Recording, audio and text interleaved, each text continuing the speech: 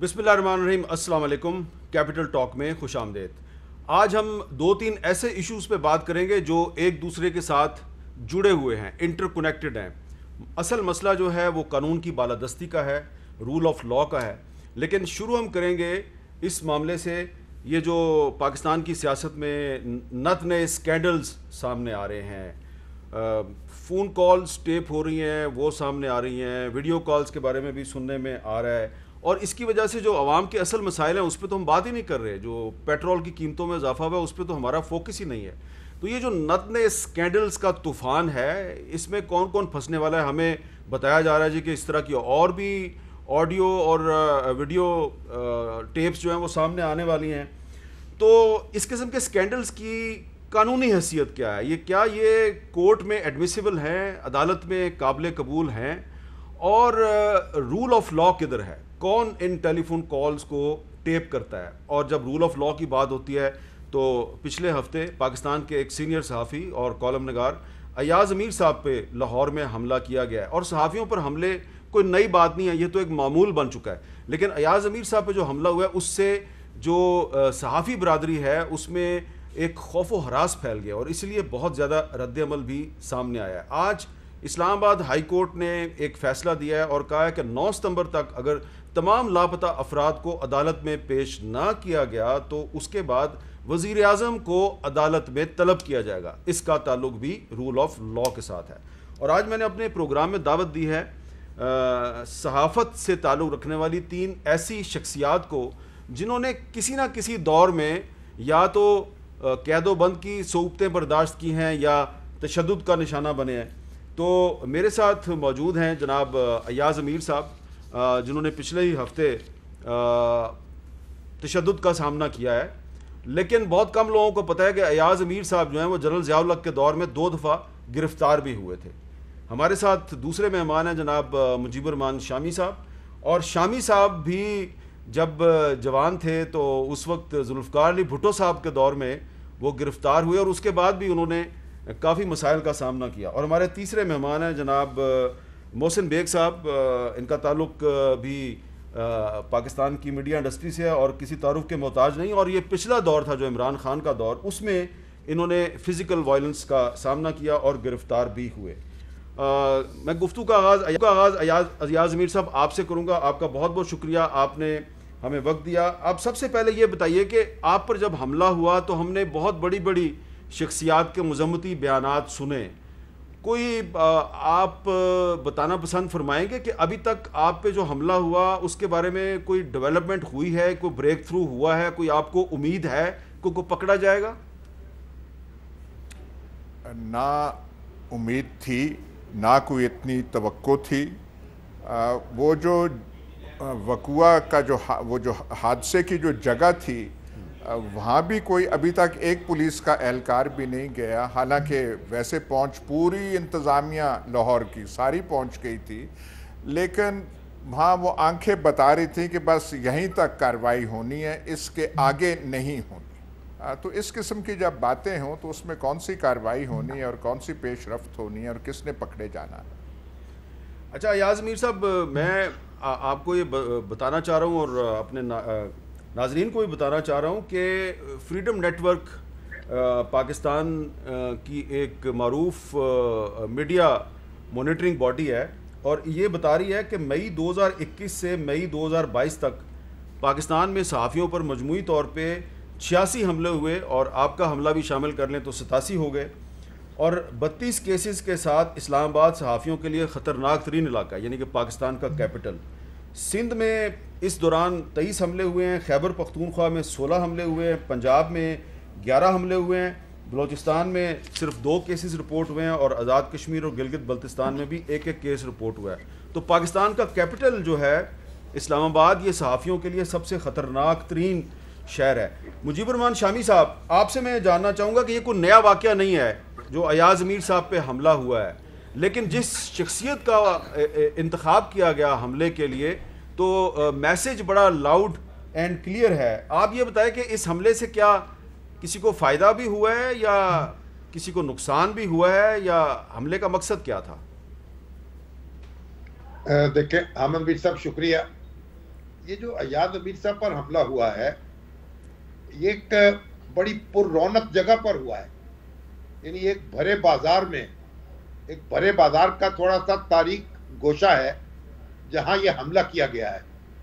تو میرا خیال جو حملہ کرنے والے ہیں انہوں نے یہ میسج دیا ہے کہ آپ کہیں بھی محفوظ نہیں ہیں اور آپ کے خلاف کہیں بھی کوئی اقدام کیا جا سکتا ہے.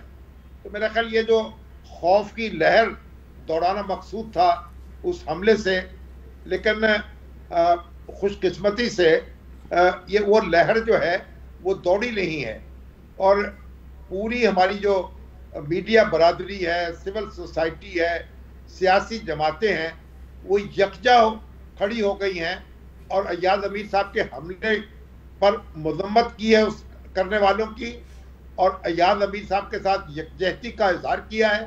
اس سے مجھے یعنی یہ احساس ہوا ہے کہ جو لوگ آزادی اظہار کی لڑائی لڑ رہے ہیں وہ اکیلے نہیں ہیں، اور ایاز امیر صاحب بھی یقیناً خود کو توانا محسوس کر رہے ہوں گے، اور ہم سب جو ہیں اس لحاظ سے ہم اطمینان کا ساتھ تھوڑا لے سکتے ہیں کہ ابھی بھی ہماری سوسائٹی میں اس طرح کے واقعات کے خلاف کنسنسس پیدا ہو جاتا ہے اور ایک اجتماعی ویل پیدا ہوتی ہے ریزسٹ کرنے کی.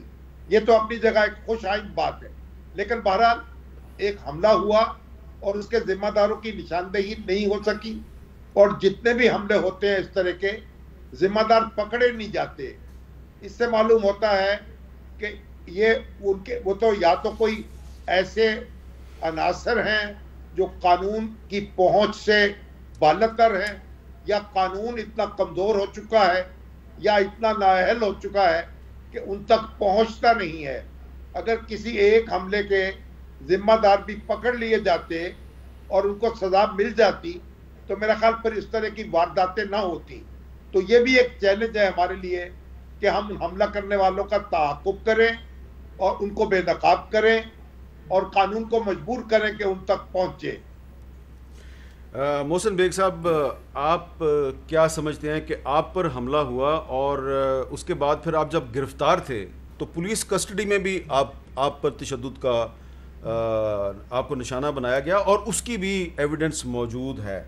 اس حکومت کے دور میں بھی اس ایویڈنس کو تبدیل کرنے کی کوشش کی گئی. تو اگر اس حکومت کے دور میں بھی ایویڈنس کو ایف آئی اے یا پولیس تبدیل کرنے کی کوشش کر سکتی ہے تو ایاز امیر صاحب کے معاملے میں تو ابھی تک ہمارے پاس کوئی ایویڈنس ہے ہی نہیں ہے. تو یہ آپ ایگری کریں گے شامی صاحب سے کہ جب تک کوئی حملہ آور پکڑا نہیں جائے گا تو یہ سلسلہ جاری رہے گا؟ بہت شکریہ امیر صاحب. بیسیکلی فرق یہ ہے کہ ادھر تو شاید نامعلوم تھے، میرے پہ جنہوں نے کیا وہ تو معلوم ہے. وہ تو ویڈیوز بھی ہیں اور خان صاحب بھی ادھر ہی ہیں، وہ پولیس آفیسر بھی ادھر ہی ہیں. لیکن مسئلہ یہ آ رہا ہے کہ جس طریقے کی ہمارے ہاں ذہنیت ہے کہ تنقید برداشت نہیں ہوتی، اصل وہ مائنڈ سیٹ ہے جس کے دیکھیں تشدد جو بھی کرے وہ تو ہیل ہو سکتے ہیں زخم، لیکن اس مائنڈ سیٹ کو چینج کرنا ہے کہ آپ اگر اس بزنس میں ہیں، پولیٹکس میں ہیں، آپ نے سیاست بھی کرنی ہے تو کم سے کم سوال سننے کا، جواب دینے کا آپ کے ہاں حوصلہ ہونا چاہیے.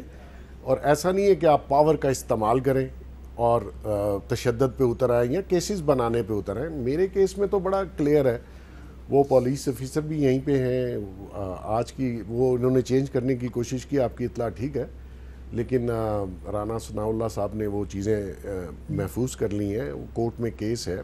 لیکن ابھی بھی جو پولیس آفیسر ہیں وہ اپنے پیٹی بھائیوں کو بچانا چاہتے ہیں کہ ان کے اوپر ایف آئی آر درج نہ ہو، لیکن کورٹ کے آرڈر ہیں.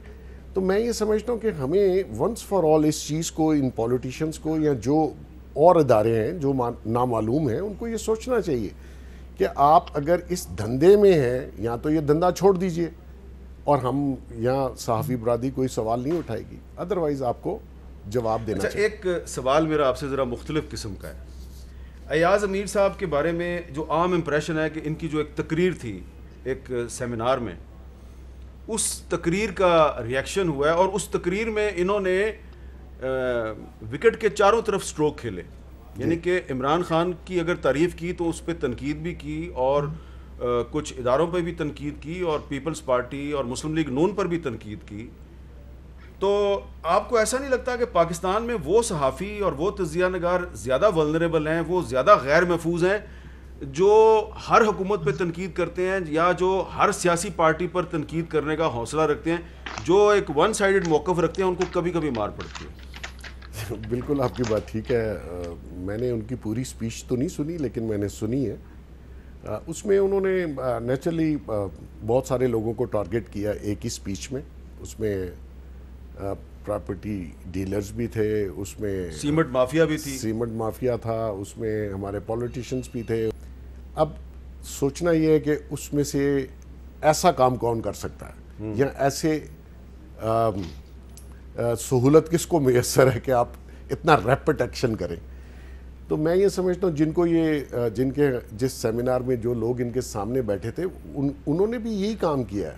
خان صاحب بھی اسی فاشسٹ ذہن کا آدمی ہے کہ میرے خلاف کوئی بولے اور میں اس کو اس کا بس نہیں لیکن اگر انہوں نے یہ کام کیا ہے آپ کے ساتھ، تو آج کے حکمرانوں کے دور میں یہ کام ایاز امیر کے ساتھ نہیں ہونا چاہیے. نہیں ہونا، کسی کے ساتھ نہیں ہونا چاہیے، کسی دور میں نہیں ہونا چاہیے. میں تو اس کے خلاف ہوں کیونکہ میں اس کا خود وکٹم رہا ہوں. میں یہ سمجھتا ہوں کہ دیکھیں، آپ ایک یا دو تھپڑ مارنے سے کچھ ہوتا نہیں ہے، لیکن اس کے ضمیر کو آپ جو ہے وہ جھنجھوڑ کے رکھ دیتے ہیں، آپ اس کی عزت نفس کو جھنجھوڑ کے رکھ دیتے ہیں. لیکن یہ ایک یا دو تھپڑ جو ہے وہ صرف جو وکٹم ہے اس کے منہ پہ نہیں پڑتے، یہ پاکستان میں سوسائٹی پہ پڑتے ہیں، پوری اسٹیٹ کے منہ پہ پڑتے ہیں. یہ قانون اور قانون کی بالادستی کی چیخ و پکار کرنے والوں کے منہ پہ پڑتے ہیں. ایاز امیر صاحب، میں آپ سے یہ جاننا چاہوں گا کہ یہ جس طرح کہ آپ نے اپنی تقریر میں بہت سے لوگوں پہ تنقید کی، اور آپ نے مسلم لیگ نون اور پیپلز پارٹی اور پھر عمران خان صاحب بھی سامنے بیٹھے ہوئے ان پہ بھی تنقید کی، کیا وہ صحافی اور تجزیہ نگار جو سب پہ تنقید کرنے کا حوصلہ رکھتے ہیں، کیا وہ پاکستان میں زیادہ ولنریبل ہیں؟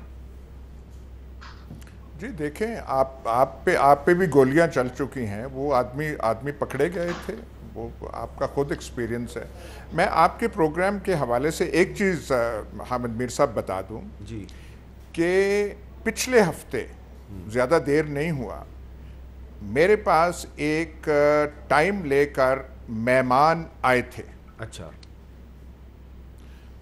جس سرائے میں میں یہاں قیام کرتا ہوں لاہور میں، وہاں پہ وہ تشریف لائے. انہوں نے بتایا کہ وہ کس محکمہ زراعت یا محکمہ آبپاشی کے ہیں.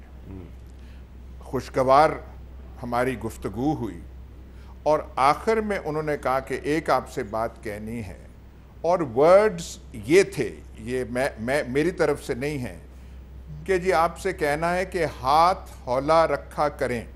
اچھا. تو میں نے کہا کس پہ ہاتھ ہولا رکھنا ہے؟ تو وہ اوپر ایسے اشارے کرنے لگے. مجھے آپ کے پروگرام کی حساسیت کا بھی احساس ہے، آپ کے ہیں تو میں زیادہ وہ بولنا نہیں چاہتا، لیکن آپ سمجھ جائیے، میرے خیال سمجھ گئے ہوں گے. جی، یہ اس سیمینار سے پہلے کی بات ہے. ٹھیک ہے. اور جب سیمینار کی تقریر میری ختم ہوئی، میں ابھی میریٹ میں تھا، وہاں سے باہر نہیں نکلا تھا، تو مجھے میسج اسی صاحب کا آتا ہے کہ سر آپ نے پھر میری بات نہیں مانی. اچھا. لیکن ایک اور چیز بھی ہوئی. 1 گھنٹے بعد انہی صاحب نے ایک اور میسج دیا جس میں کہا نہیں سر، میں نے آپ کی پوری تقریر وہ پڑھی ہے اب، اور وہ بیلنسڈ اور یہ تھی. لیکن وہ پہلے والا دھمکی جو ہے وہ دھمکی نما تھا. میرے فونز جو ہے وہ لے لیا گیا تھا اس واقعے میں. ہمیں جب پرسوں فونز واپس ملے تو وہ سارے نمبرز پرانے ہم نے وہاں پہ کرے، تو پورے فون میں ایک نمبر غائب تھا ان صاحب کا، اور وہ میسیجز واٹس ایپ سے وہ صرف 2 یا 3 میسیجز وہ غائب تھے. بس یہ صرف میں آپ کے گوشت گزار کرنا چاہتا تھا. یہ تو آپ نے پوری قوم کے گوشت گزار کر دیا. اچھا، آپ شامی صاحب یہ بتائیں کہ آپ نے تو ایک بڑا آپٹمسٹ ریاکشن دیا ہے، اور آپ یہ کہہ رہے ہیں جی کہ پوری قوم جو ہے اور پوری صحافتی برادری جو ہے وہ اس پہ یکسو ہو گئی ہے. تو آپ کو لگ رہا ہے کہ کوئی وے فارورڈ بھی آگے نظر آ رہی ہے کہ ہمیں اس قسم کے حملوں کو روکنے کے لیے کیا ایک مشترکہ حکمت عملی وضع کرنی چاہیے؟ دیکھیں میر صاحب، جب ہم سب اکٹھے ہیں اس کا ایک میسج جاتا ہے، ایک حوصلہ شکنی ہوتی ہے उन अनासर की जो बेकाबू हैं, बेलगाम हैं या नामालूम हैं। लेकिन एक बात आप देखें, अब हमारा मुआशरा जो है उसमें कई ऐसे अनासर मौजूद हैं, कई ऐसी तंजीमें मौजूद हैं, कई ऐसे लोग मौजूद हैं जो तशद्दुद पे यकीन रखते हैं, जो अपने मुखालफीन को तहक़ीक़ करना चाहते हैं और उनको जीने का हक देना नहीं चाहते।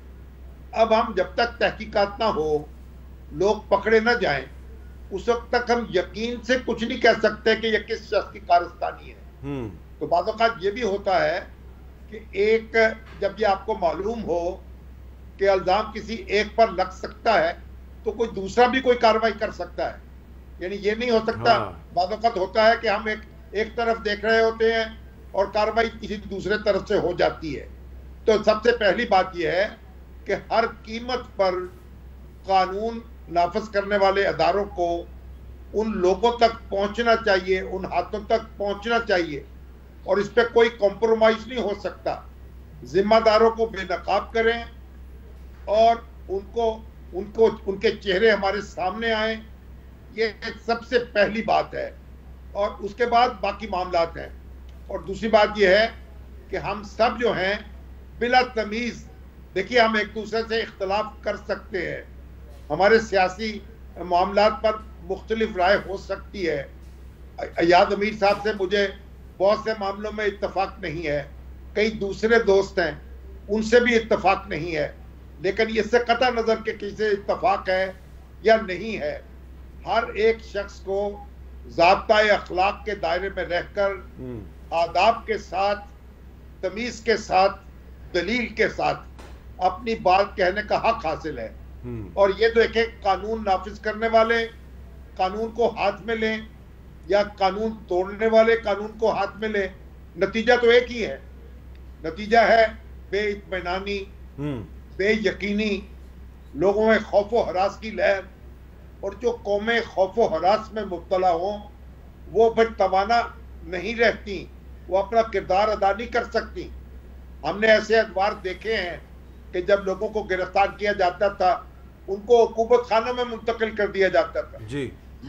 और ऐसे भी देखे हैं कि जब आप बाकायदा इत्तला दी जाती थी, कानून के मुताबिक अगर आप किसी शख्स के खिलाफ कोई कार्रवाई करते हैं, FIR दर्ज करें, उसको इत्तला दें, उसके खिलाफ मुकदमा कायम करें, इससे तो कोई इनकार नहीं कर सकता। हम कोई मुकद्दस गाय नहीं है। ठीक है, अगर हमने किसी को दुख पहुंचाया है उसको उसका अजाला करने का हक हासिल है। ठीक है, लेकिन ये तो कोई मावराए कानून बात हो रही है और मावराए आईन बातें हो रही हैं, तो इसको तो किसी तौर इजाजत नहीं दी जा सकती। और मैं समझता हूँ कि जो पहला कदम था कि हम सब इकट्ठे हैं और हमें ये तहद करना चाहिए, कोई किसी भी मीडिया पर्सन के खिलाफ कोई इकदाम करे, हम उसके साथ खड़े होंगे। ठीक है, कानून हाथ में लेने का हक हम किसी को नहीं लेने देंगे।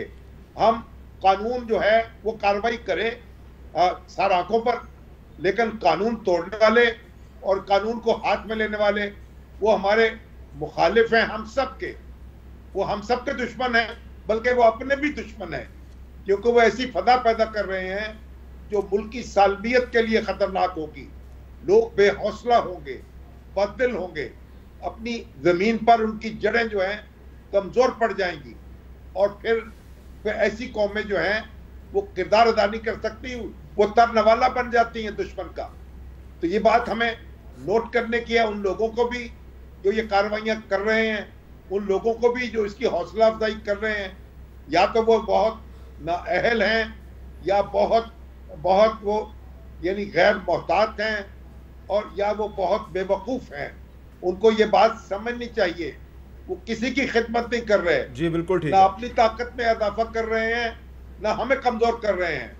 अहले कलम जो हैं वो भी मजबूत होते हैं और वो लोग कमज़ोर होते हैं जो इस तरह की कार्रवाइयाँ करते हैं।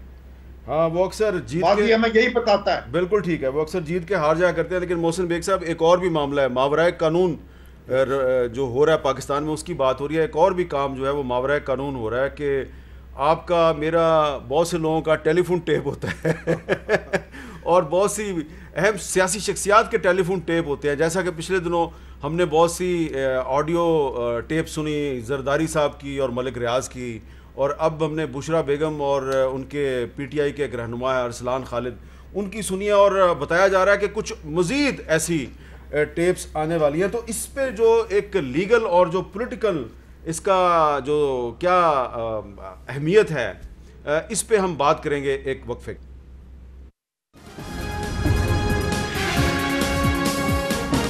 کیپٹل ٹاک میں دوبارہ خوش آمدید. جو 2 دن پہلے ایک آڈیو ٹیپ سامنے آئی ہے, بشرا بیگم صاحبہ جو عمران خان صاحب کی اہلیہ ہیں, اور ارسلان خالد. اب اس پہ آج پاکستان تحریک انصاف کی قیادت نے ایک پریس کانفرنس کی ہے. اس پریس کانفرنس میں شیریں مزاری صاحبہ کیا کہہ رہی ہیں, ذرا سنیں. فرسٹ لیڈی پہ جو الزامات لگ رہے ہیں, ہمیں نہیں پتا, فورینزک ہوگا تو پتا چلے گا, کٹ پیسٹ کر کے فیبریکیٹ کی گئی ایک کنورسیشن کیا ہے. عمران خان کے فون جو ان کے گھر پہ سیکیور لائن تھی اس کو ٹیپ کیا گیا. سپریم کورٹ کو سو موٹو ایکشن لینا چاہیے کہ کون سی ایجنسیز ہیں جو یہ انلیگل حرکت کر رہی ہیں. ایک اور آڈیو آئے گی, وہ بھی ایک سیکیور لائن پہ اس وقت کے پرائم منسٹر عمران خان کی اس وقت کے پرنسپل سیکرٹری اعظم خان کے ساتھ. اگر یہ پبلک ہوتی ہے, یہ آفیشل سیکرٹس ایکٹ کی بھی وائلیشن ہے. اچھا بیگ صاحب, اب اس میں میرا سوال آپ سے یہ ہے کہ شہباز گل صاحب کہتے ہیں جی کہ یہ جو آڈیو ٹیپ ہے یہ تو جعلی ہے, کنکاکٹڈ ہے. شیریں مزاری صاحبہ کہہ رہی ہیں کہ یہ سیکیور فون لائن سے ریکارڈنگ ہوئی ہے. اب سیکیور فون لائن جو ہے اس کا نمبر تو عام لوگوں کے پاس نہیں ہوتا, اور پی ٹی آئی مطالبہ کر رہی ہے کہ سپریم کورٹ کو اس کا نوٹس لینا چاہیے. آپ کا کیا خیال ہے کہ سپریم کورٹ کو اس کا نوٹس لینا چاہیے؟ میر صاحب, ہوتا یہ ہے کہ جب بھی یہ جو کچھ بول رہے ہیں یہ اپنے دور میں لوگوں کے فون ٹیپ کرواتے رہے, انہی کی انڈر ایجنسیز تھیں, اور وہ ایجنسیز انہی کے کہنے پہ مختلف لوگوں کی ریکارڈنگ کر رہی تھیں. اگر وہ مختلف لوگوں کی کر رہی تھیں تو ان کی کیسے نہ کرتے, وہ ان کی بھی تو کر رہے تھے, بوقت ضرورت کام آئے. اور جیسے ہی حکومت چینج ہوئی وہ چیزیں باہر نکلنا شروع ہو گئیں. اور یا تو یہ عہد کر لیں کہ اپنے دور حکومت میں یہ کسی کے فون ٹیپ نہیں کروائیں گے. یہ تو خان صاحب خود بھی کروا رہے تھے, ان سے پہلے لوگ بھی کروا رہے تھے. اگر آپ 10 بندوں کی لسٹ دیتے ہیں تو 5 بندے ایجنسیز خود بھی شامل کر لیتی ہیں, انہی کی بھی کر لیتی ہیں. ان کو پتہ ہے انہوں نے کل جا کے ہمارے خلاف ہی نہ کھڑے ہوں. تو یہ چیزیں اگر سب لوگ یہ عہد کر لیں کہ کسی کا بھی فون ٹیپ نہیں ہوگا, یہ آرڈرز نہیں کریں گے, تو نہیں ہوگا. نہیں, لیکن جو ماضی میں ٹیپ ہو چکے ہیں وہ اب اگر آہستہ آہستہ سامنے آتے جائیں گے تو اس کے پاکستان میں بہت سے پولیٹیکل امپلیکیشنز ہیں, لیگل کوسچنز کھڑے ہو جائیں گے. اس کا کیا کریں گے ہم؟ کوئی لیگل کوسچن نہیں, یہ انہوں نے آرڈر دیے ہیں, ایجنسیز کا کام ہے وائر ٹیپنگ کا. بشرا بیگم صاحبہ کی جو ٹیلی فونک کنورسیشن ہے, مبینہ ٹیلی فونک کنورسیشن ارسلان خالد کے ساتھ, کیا کوئی سامنے آ کے بتائے گا کہ یہ میرے آرڈر پہ یہ ریکارڈ ہوئی ہے؟ نہیں, ایسا تو کوئی نہیں بتائے گا, ایسا تو کوئی جرت نہیں کرے گا. لیکن یہ جتنی ویڈیوز آپ سن رہے ہیں, جس کا بھی کہہ رہے تھے فورینزک کروا لیں, یہ خود کروا لیں, ان کو بھی حقیقت پتہ چل جائے گی اصلی ہے یا نقلی ہے. تو مقصد یہ ہے کہ آپ پارلیمنٹ میں ایک بل پاس کروا لیجئے کہ آج کے بعد کسی شخص کے ٹیلی فون ٹیپ نہیں ہوں گے. یہ پوری پارلیمنٹ کس لیے ہے؟ قانون سازی انہوں نے کرنی, آپ نے میں نے تو کرنی نہیں. بالکل ٹھیک ہے. تو یہ عہد کر لیں, اور اپنے دور حکومت میں جب بھی یہ آئیں یہ کام نہ کریں تو ان کے بھی ٹیپ نہیں ہوں گے. ایاز میر صاحب, یہ آپ تو خیر پارلیمنٹ کے ممبر بھی رہے ہیں, پنجاب اسمبلی کے بھی ممبر رہے ہیں, قومی اسمبلی کے بھی ممبر رہے ہیں. آپ کو امید ہے کہ ہماری پارلیمنٹ کوئی ایسا قانون پاس کر سکتی ہے کہ جس کے تحت ریاستی اداروں کو منع کر دیا جائے کہ آپ نے کسی پرائیویٹ سٹیزن کا ٹیلی فون ٹیپ نہیں کرنا؟ حامد میر صاحب, ہم کن نزاکتوں میں پڑ گئے ہیں. پاکستان میں تو جو چیزیں ہو رہی ہیں ان میں یہ کوئی جرم بنتا ہے یا عام آدمی سمجھے گا کہ فون کو ٹیپ یا ٹیپ کرنا وہ کوئی جرم ہے کہ کس کی کانورسیشن ہے؟ یہاں پہ بندے غائب کر دیے جاتے ہیں, ساہیوال میں کوئی جا رہا ہوتا ہے تو ان کے ساتھ پتہ نہیں کیا حادثہ ہو جاتا ہے, ماڈل ٹاؤن میں ہو جاتا ہے. تو یہ تو بڑی وہ نازک سے ایسے جرائم تو پاکستان میں جرائم سمجھے ہی نہیں جاتے کہ آپ نے پرائم منسٹر اور پرنسپل سیکرٹری کی گفتگو سن لی یا فلانے کی سن لی یا فرسٹ لیڈی یا سیکنڈ لیڈی. میری نظروں میں تو پاکستان کا جو حال بن چکا ہے اس میں یہ کوئی جرم بنتا ہی نہیں. لیکن ایاز میر صاحب ہماری عدالتوں کے کچھ فیصلے ہیں، مثلا سپریم کورٹ کا ایک فیصلہ ہے اور میرے پاس ابھی موجود ہے، اس فیصلے میں یہ باقاعدہ جو ہے وہ لکھا گیا ہے کہ کوئی بھی آڈیو ٹیپ یا ویڈیو ٹیپ اس کو اگر آپ عدالت میں پیش کر کے ایک ایویڈنس کے طور پہ استعمال کرنا چاہتے ہیں تو اس کے لیے کچھ انہوں نے کرائٹیریا بنایا ہوا ہے، کچھ شرائط عائد کی ہوئی ہیں اور اس کے مطابق فورینزک ٹیسٹ جو ہے وہ بڑا ضروری ہے. تو اگر فورینزک ٹیسٹ نہیں ہوتا تو پھر تو ایسی ٹیپس کی کوئی اہمیت نہیں ہے. تو اگر ایسی ٹیپس آتی رہیں گی، ان ٹیپس کی بنیاد پر ٹی وی چینلز اور اخبارات جو ہیں وہ تبصرے کرتے رہیں گے اور مختلف سیاستدان جو ہیں ان کا مذاق اڑایا جاتا رہے گا، لیکن اگر ان کی کوئی قانونی حیثیت نہیں ہے تو اس کا کیا اثر پڑے گا ہمارے معاشرے پہ؟ وہ تو ہے، آپ دیکھ سکتے ہیں آج کے اخبارات میں مریم اورنگزیب صاحبہ کچھ کہہ رہی ہیں، فلانی کچھ کہہ رہی ہے، کوئی دفاع میں ہے. پولیٹیکل پارٹیز کے پاس جارحانہ انداز اپنانے کے لیے اور اپنے لوگوں کو دفاع کرنے کے لیے پوری کی پوری پلٹنیں پڑی ہوئی ہیں. وہ ایسے کرتے رہتے ہیں کہ جی یہ ہو گیا، فلانی گوگی نے یہ کیا، اس نے یہ کیا، زمین کیا، کہ وہ آئے روز ہوتے ہیں. یہ تو اب ہماری سیاست کا روزمرہ کا مرچ مسالہ بن چکا ہے. لیکن میری نظروں سامنے میں معذرت سے کہوں گا کہ یہ کوئی زیادہ اتنا بڑا نہیں ہوتا، یہ تو تھوڑا بس عذرائے تفنن بس کوئی چیز بن جاتی ہے. یہ تو آج کل وہ جرائم کی نوعیت جو ہے، میرا خیال اس کو کون جرم سمجھتا ہے کہ یہ ایسی چیز ہے. لوگ ہنس دیتے ہیں، چٹکارا لے لیتے ہیں. یوٹیوب چینل جو کھل چکے ہیں، جو سوشل میڈیا ہے، اس کی زینت یہ بنے رہتے ہیں جی فلانا ہو گیا، وائرل ہو گیا ہے، فلانا ٹرینڈ کر رہا ہے، اب یہ الزام ٹرینڈ کر رہا ہے. یہ میرے خیال آج کل ہمارے لیے یہی ہم پکی کھاتے ہیں اور ہم خوش ہو جاتے ہیں، تھوڑا محظوظ ہو جاتے ہیں. شامی صاحب، ایاز میر صاحب جو ہیں انہوں نے ایک بڑی حقیقت پر مبنی بات کی ہے، لیکن اگر اس قسم کے سکینڈلز جن کی قانونی حیثیت جو ہے وہ مشکوک ہے، اگر اس کو ہم ایک چٹخارے کے طور پہ، مرچ مسالے کے طور پہ استعمال کرتے رہیں گے اور آؤٹ کم کوئی نہیں نکلے گا، تو یہ جو رجحان ہے یہ الٹیمیٹلی ہمیں کہاں لے کے جائے گا؟ حامد میر صاحب، یہ ہماری سیاست میں یہی کچھ تو ہو رہا ہے. گزشتہ کئی برس سے کیا کام ہو رہا ہے ہمارے یہاں الزامات لگائے جاتے ہیں، کہانیاں گھڑی جاتی ہیں اور اربوں روپے کی کرپشن کے نعرے لگائے جاتے ہیں. لوگوں کو گرفتار کیا جاتا ہے، وہ 6 مہینے 7 مہینے 1 سال 1.5 سال قید رہتے ہیں، کوئی چیز سامنے نہیں آتی، پھر بری ہو کے باہر آ جاتے ہیں یا ضمانت پہ رہا ہو جاتے ہیں. عدالتیں کہتی ہیں بھائی ان کو کیوں پکڑا گیا تھا، وہ کہتے ہیں پولیٹیکل انجینئرنگ ہو رہی ہے. تو اب یہ کام تو ہم عام زندگی میں اس طرح کرتے جا رہے ہیں. ہماری سیاسی جماعتیں اور ہمارے رہنما جو یہ بڑے مقدس لوگ بنتے ہیں جب اقتدار میں بیٹھتے ہیں، ان کے کیا کارنامے وہ ہمارے سامنے ہیں، کس طرح ایک دوسرے کا جینا انہوں نے حرام کیا ہوا ہے. اب یہ آڈیو اور ویڈیو ٹیپس آ گئی ہیں.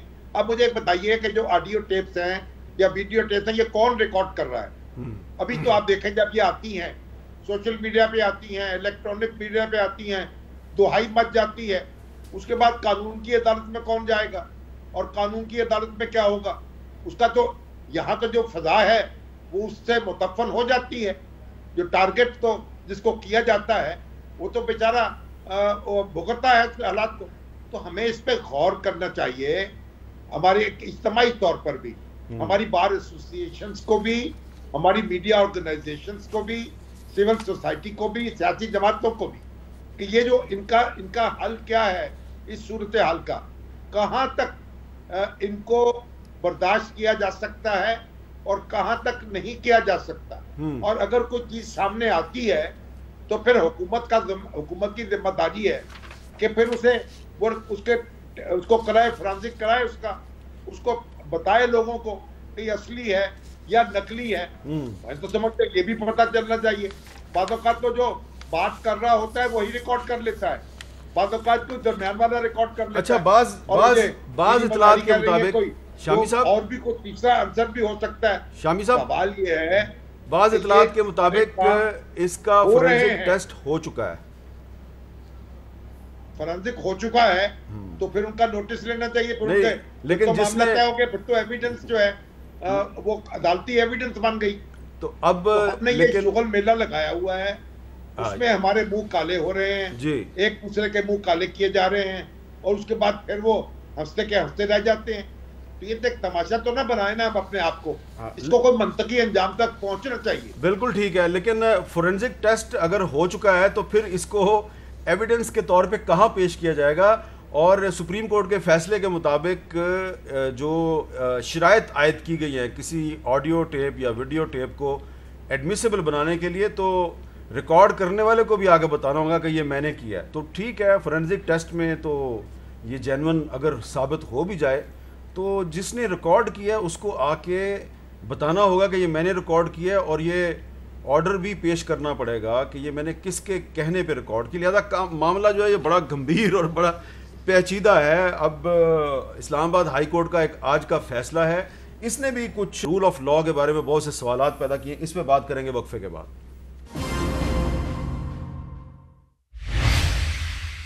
پروگرام میں دوبارہ خوش آمدید. محسن بیگ صاحب, ابھی وقفے سے پہلے ایاز امیر صاحب فرما رہے تھے کہ یہ کسی بندے کو غائب کر دینا یا کسی کو راہ چلتے تشدد کا نشانہ بنانا, یہ تو پاکستان میں اب جرائم کے زمرے میں آتے ہی نہیں ہے. لیکن آج اسلام آباد ہائی کورٹ جو ہے اس نے ایک فیصلہ دیا ہے. چیف جسٹس عطر من اللہ صاحب کہہ رہے ہیں کہ یہاں پہ باتیں تو سب کرتے ہیں کہ ہم لاپتہ افراد کو ریکور کریں گے, لیکن عملاً کوئی کچھ نہیں کرتا. اور ایک رپورٹ جو وہاں پیش کی گئی اس کے مطابق 8400 میں سے ابھی 600 لوگ لاپتہ ہیں. اور چیف جسٹس صاحب کہتے ہیں اتنی پولیس کو بھرتی کیا گیا, ان کا کیا کام ہے, اتنے لوگوں کو اٹھایا گیا, ابھی تک پتہ نہیں چلا کہ کس نے ان کو اٹھایا. اور ریاست لاپتہ افراد کو بازیاب کرے اور متاثرین کو مطمئن کرے. اور عدالت نے یہ کہا ہے کہ اگر 9 ستمبر تک ان متاثرہ یہ جو افراد ہیں جو غائب ہو گئے ہیں ان کو عدالت میں پیش نہ کیا گیا تو پھر ہم وزیر اعظم کو بھی عدالت میں بلا سکتے ہیں. تو معاملہ جو ہے یہ تھوڑا سا سیریس ہو گیا. اب یہ بتائیں کہ مجھے تو یقین ہے کہ ہو سکتا ہے کہ 8 یا 10 بندے پیش کر دیے جائیں عدالت میں, لیکن جو لاپتہ افراد ہیں اس کی جو لسٹ, ایک جو ڈیفینس آف ہیومن رائٹس کی ہے وہ ایک اور لسٹ ہے, voice of Baloch missing persons کی لسٹ کچھ اور ہے, اور جو آج عدالت میں لسٹ پیش کی گئی ہے وہ کچھ اور ہے. یہ مل ملا کے تقریباً 10-12 ہزار لوگ بنتے ہیں. اتنے لوگ جو ہیں ان کو 9 ستمبر تک کیسے عدالت میں پیش کیا جائے گا؟ پاسبل نہیں ہے جی. بیسیکلی ریاست جو ہے وہ فیل ہونے کی طرف جاری ہے. لا اینڈ آرڈر, آئین, قانون, اس پہ تو کوئی شخص عمل کرنے کے لیے تیار نہیں ہے. اس میں کچھ کیسز تو ایسے ہیں جن میں لوگ اپنی مرضی سے کہیں گئے اور غائب ہو گئے, اور کچھ لوگ جینونلی اٹھا لیے گئے اور جن کا کوئی پتہ نہیں چلا. ابھی یہ کیس کیونکہ پچھلے کوئی 15-20 سال سے چل رہے ہیں یہ ساری مختلف عدالتوں میں, اور مجھے ابھی بھی اس کا کوئی حل نظر نہیں آتا. اگر آپ کہیں کہ جی یہ 10-15 لوگ تو باقی لوگ کہاں ہیں؟ یہ 10-15 لوگ آپ کو یاد ہوگا پہلے بھی سپریم کورٹ میں پیش کر دیے گئے تھے.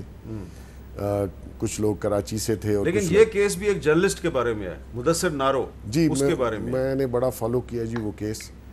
میں یہ سمجھتا ہوں کہ اگر کسی نے کرائم کیا ہے تو اس کو قانونی طریقے سے آپ کورٹ میں لے کے جائیں, اریسٹ کریں. مطلب یہ ظلم نہیں ہونا چاہیے کہ بندہ غائب ہو گیا, نہ اس کے لاحقین کو پتہ چلے کہ کہاں ہے, نہ اس میں رول آف لاء کہیں نظر آتا ہے. یہ تو بنانا سٹیٹ ہے کہ آپ کسی کو پاور کے زور پہ اٹھا لیں اور پھر اس کا پتہ ہی نہ چلے. اور عدالتیں اتنی ویک ہوں کہ وہ آپ کو اس طریقے سے آرڈر بھی نہیں کر سکتی. اچھا ایاز امیر صاحب, آپ وے فارورڈ بتائیے کہ اب اگر 9 ستمبر کو یہ لاپتہ افراد عدالت میں پیش نہیں ہوتے تو ٹھیک ہے وزیر اعظم صاحب کو عدالت بلا لے گی, اس کے بعد کیا ہوگا؟ آپ کو کیا لگ رہا ہے اس کے بعد پاکستان میں قانون مزید مضبوط ہوگا یا مزید کمزور ہو جائے گا؟ ہم سب جانتے ہیں کہ مسئلہ اور ہے, تو اس بیچارے وزیر اعظم کی سرزنش کرنا, تو اس نے یہی انگلی, اور کیونکہ یہ وزیر اعظم ہے جن کو شوق ہے انگلی کھڑا کرنے کو, کہتے ہیں کہ جی میں وہ اتنے دنوں میں وہ کر دوں گا. لیکن آپ کیا سمجھتے ہیں یہ ہے یہ جو ڈسپیئر جو مسنگ پرسنز ہیں اس کا عمل کہاں سے؟ اور جن لوگوں نے اس مسئلے کو تھوڑا زیادہ اٹھایا ان کی طرف پھر ناراضگی کتنی بڑھ جاتی تھی کہ ہمارے سامنے ہے. تو بیچارے سویلین پرائم منسٹر کو یا سویلین حکومتوں سے اس مسئلے پہ پوچھ کے آپ کو کیا حاصل ہو سکتا ہے؟ ان کا تعلق ہی نہیں ہے اس مسئلے سے. جی آپ نے تو بات ہی ختم کر دی, اور میں چلتے چلتے آخر میں صرف ایک پبلک سروس میسیج دینا چاہ رہا ہوں کہ پاکستان میں महंगाई की वजह से हालात कितने पेचीदा होते जा रहे हैं, आम आदमी की ज़िंदगी कितनी सख्त होती जा रही है, तो कुछ स्टूडेंट्स हैं उन्होंने एक कैंपेन शुरू किया है और वो जो ज़रूरतमंद लोग हैं उनको उनकी ज़रूरत की अशिया, खाने पीने की अशिया दे रहे हैं। और अयाज़ अमीर साहब जो हैं उन्होंने इसको चटखारा भी करार दिया है, लेकिन बहुत से लोग जो हैं वो चटखारे से महरूम हैं। तो उनको अगर आप तवज्जो दें तो इससे आप अल्लाह को भी खुश करेंगे और अपने इर्द गिर्द लोगों को भी खुश करेंगे। इजाज़त दीजिए, अल्लाह हाफ़िज़।